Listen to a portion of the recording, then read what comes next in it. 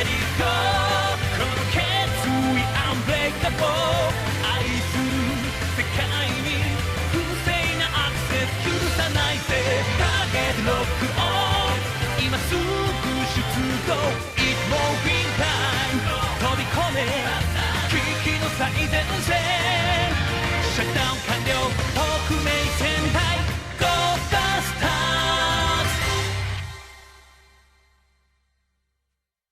It's time to review Sonic Generations for the Nintendo 3DS.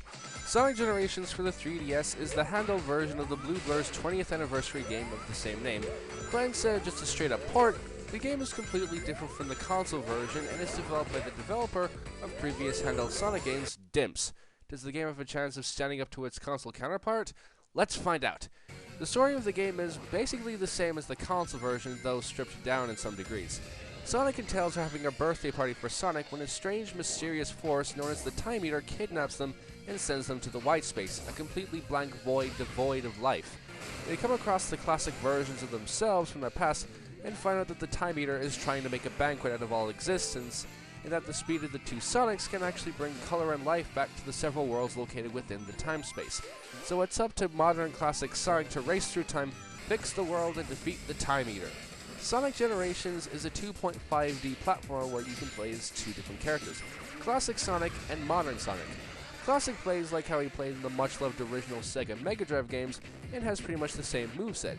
A and B jump, you can do the spin dash by pressing down while running, and can activate the super spin dash by pressing down, mashing B or A, and then letting go. Modern Sonic plays more like how he played in the recent DS titles such as the Sonic Rush games and Colors. You jump with A and can activate a forward dash or homing attack by pressing A while in the air. You can slide by pressing down on the D-pad while running, and boost when you press and hold Y. You can also gain more abilities for both characters as you continue throughout the game, but I'll leave those as a surprise. The main objective of the game is to beat all of the levels, collect the Chaos Emeralds, and defeat the Time Eater. At the main hub Whitespace, there are 3 areas with 7 different zones altogether, with each zone representing a game from Sonic's past. In each zone there are 2 acts, a classic act and a modern act.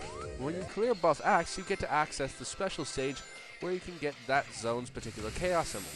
The special stage plays more or less like the special stage seen in Sonic Heroes, where you have to collect the emerald before it reaches the end of the stage. You can catch the emerald quickly by boosting, but you have to increase your boost meter or fill it altogether by collecting glowing balls. At the end of each era, you have to face off against that era's rival and boss. The rival battles work as races where you have to get to the goal before your rival does, and the bosses revolve around fighting their weak spot and attacking it.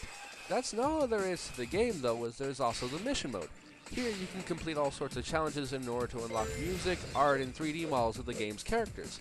However, you have to unlock a lot of these missions by paying 5 to 10 of the 3DS's play coins, or using the 3DS's Street Pass function, and can even use the play coins for the unlockables of missions that you can't complete. There's also a time attack mode where you try to beat the level as fast as you can, and can upload your best times into online leaderboards to see how you rank up against everyone else, and an online mode where you can race against other people. However, since I didn't play the online mode, I won't be talking about it. Okay, one problem I'm going to have in discussing this game and when I think of it is trying to avoid comparing it to the console version as much as possible. So, to avoid that particular issue, let me come out with it. The console version of Sonic Generations is far superior to this version in nearly every way possible. There! I've said it. Now, the rest of this should be easy. Okay, the first thing about this game that annoys me is the way Dimps handle classic Sonic stages. They're not bad, mind you, they just felt really lazy. For example, the classic acts based on games from the Mega Drive era are exact copies of their original levels design-wise, so Classic Green Hill in this game has the exact same level design as Green Hill Zone Act 1 from the original Sonic the Hedgehog. Then, Dimps had the brilliant idea to give Classic Sonic the homing attack after a couple of stages, making him play almost exactly like his modern counterpart. Again, this really isn't a negative, but it's still annoying as it just seems they were forced to shoehorn Classic Sonic into a game that they were already making. As for genuine flaws, I can easily say that the worst aspect of the game has to be the story.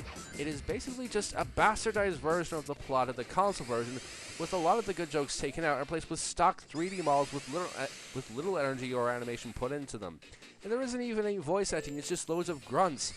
Honestly, something has gone very wrong when I actually end up enjoying the cutscenes in Sonic 06 much more than these. Oh good lord. Another problem the game has is one that's been occurring in recent Dimps games that I call the Dimps clairvoyance realm. What I mean by this is that there are several obstacles, enemies, and sections that come right the hell out of nowhere and completely throw you off since you had no indication that they were about to appear unless you can see into the future somehow, hence the clairvoyance nickname. And I have to admit this much, the rival races are really damn annoying. They always seem to catch up to you at the very last second and always beat you. This results in constantly trying to beat them, and this can get very, very irritating after a while. Another big problem with the game is that it's embarrassingly short.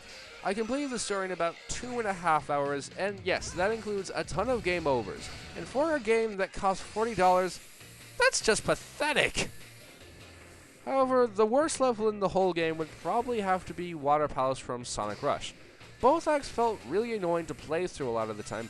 The music isn't that good, which is surprising considering I love the work the composer did in Jet Set Radio, and it's generally a forgettable level. Does that mean this game is a waste of time? No, far from it. Firstly, the graphics are actually pretty damn good. The character models are nice to look at, the environments are colorful and detailed, and the frame rate never drops for even a second. The level designs, when they're not trying to screw you over, are also pretty nicely designed with a tight balance between platforming and speed, and there are quite a few safe spots to stop you from dying if you screw up in certain sections. The gameplay in general is actually quite fun, but honestly I found the modern levels to be a lot more exciting and fun altogether, with the highlights in particular being Mushroom Hill, Casino Night, and Emerald Coast. And surprisingly, the final boss actually works. I won't show footage of it, but in my review of the console generations, I said that the final boss was a complete pile of confusing, obtuse, and irritating nonsense that just annoyed the hell out of me. Whereas this game not only fixes the boss so that you know what you're supposed to do, but actually makes it fun. I never really thought this game would actually fix the biggest problem I had with the console version. I have to give credit to Dimps on that one. However, the best part of the game is its soundtrack, which is filled with a lot of damn good remixes of various tunes from over the years. There aren't as many glorious remixes in this game as there are on the console version, true, but when there's a good remix, it is utterly fantastic. From the jazz band remix from Modern Casino Night to the unbelievable rock techno godliness of the Big Arm Boss theme. In conclusion, Sonic Generations for the 3DS is a pretty fun game with good gameplay, great modern Sonic stages, pretty good graphics, nice level designs, and excellent remixes. However, it's let down by a bloody awful story, a very short length, annoying rival battles, and several irritating sections that throw you off completely. While not as good as the console version, the 3DS version is still a good recommendation for anyone who enjoys Sonic's handheld outings. Just make sure to get the game at a cheap price, okay? Overall, I give Sonic Generations a rating of pretty good.